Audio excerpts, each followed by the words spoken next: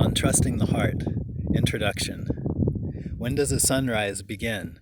When does a flower blossom? When does a song first manifest? Buddhism came to China around the 1st century of the Common Era. For nearly 500 years, Buddhism and Taoism danced with each other, approached each other, criticized each other, made love with each other.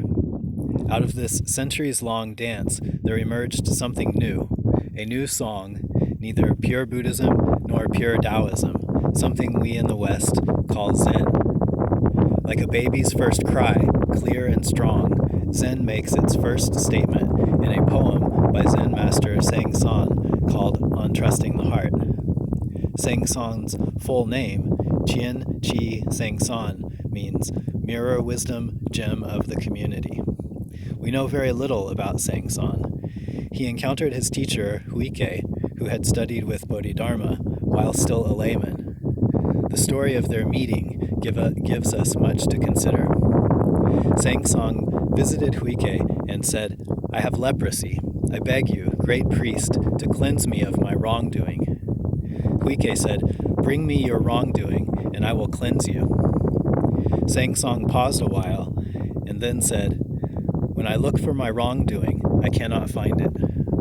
Huike replied, "I have already cleansed you of your wrongdoing. You must rely on the Awakened One, his teaching, and the community of practitioners." From Kaizen's Transmission of the Lamp, Cook's translation. In those days, people greatly feared leprosy, yet Huike did not hesitate to teach Sengcan the truth of the way. It did not matter to Huike that Sengcan stood before him as a diseased layman. Notice Sengcan's question. Behind this question lies the idea that disease manifests as a punishment for a transgression or transgressions.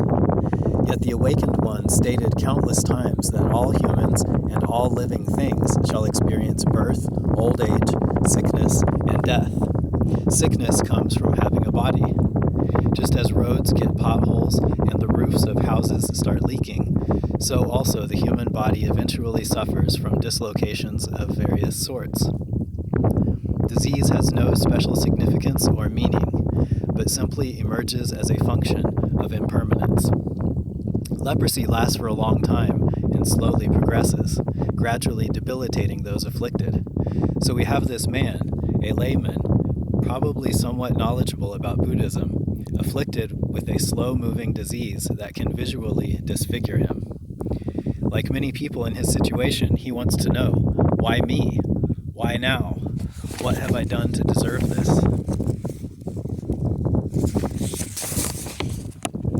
If Sengcan had gone to an ordinary Buddhist teacher, the teacher would have lectured Sengcan about past negative karma, now catching up with him, as the cause of his current suffering. But Huike dwelt in the ultimate release of the original purity of all things. Huike saw clearly that leprosy did not cause Sengcan's suffering. Rather, Sengcan suffered from a state of mind which clung to a negative evaluation of himself. Therefore, Huike pointed directly to the heart of the mind that releases all clinging and thereby brings to an end all suffering. Bring me your wrongdoing.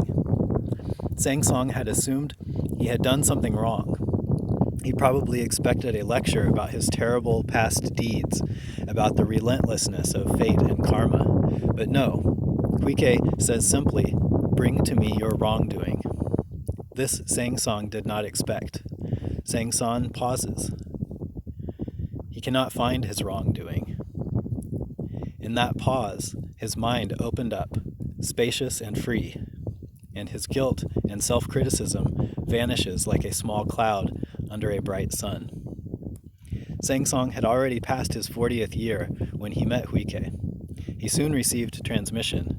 After receiving transmission, Sengcan hid deep in the mountains for 12 years during a local persecution of Buddhism.